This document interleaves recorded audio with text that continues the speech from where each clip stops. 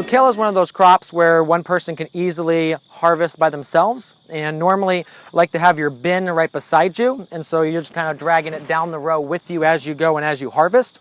And kale is one of those crops which was repeatedly harvested. So you're generally going and taking just the leaves that are ready that day for this harvest and just stripping those off, bunching those, sticking them into your crate, and then moving yourself down the row.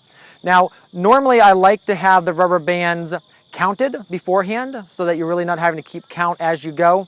The other way to keep count is to always have a specific way you set them in your case.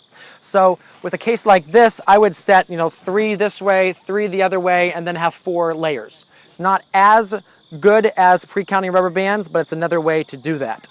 And then you just, as you're going, you'll be pulling that with you. So one of the things with bunch crops, anything from kale to radishes to turnips, is having a consistent bunch size. So there's a couple ways to do that. Obviously, you may say every single bunch should fit in between your fingers, but with some bunches are bigger than that. Another thing is for the crew leader to have a sample bunch that's made at the beginning of the harvest time, and then they're comparing to that every 10 bunches or every case, just coming back and checking, oh yeah, we're about the same size. But that's the reason for having a very consistent harvest crew, is that the same people are harvesting kale or the same people are harvesting radishes every single week, and so they're having a consistent size, and that's going to be consistent every single week going out to your wholesale or your retail customers. So the best way for harvesting kale is to just go ahead and on a plant like this, put your hands on like a V around it, and basically any leaf that's large enough will go below that V, and then just stripping down the plant and cleaning it off like that. And so you may go a little bit farther than that, and you may see like this one was already pre-damaged. And so this one's a little bit yellow, so we're going to just leave that, but then the rest of these leaves are actually good. And so this is what we would use to make our bunch. Go ahead and just size those together.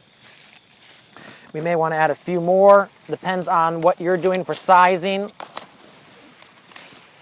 And so it all comes down to how big your customers want bunches. And even in the grocery store, you see a wide variety of size. So it's always going to be kind of what you feel and what you're charging for them as well. So let's say we go ahead and make that our bunch right there. Take our rubber band, just put it around a couple times. I usually like to clean cut the end, so I have a nice clean area there, and then go ahead and stick this in your case. All right, so I'm going to go ahead and I'll just harvest this right here.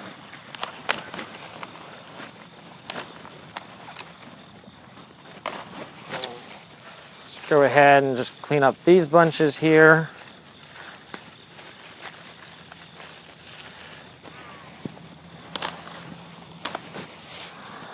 All right, go ahead and make our second bunch. Maybe need a few more here.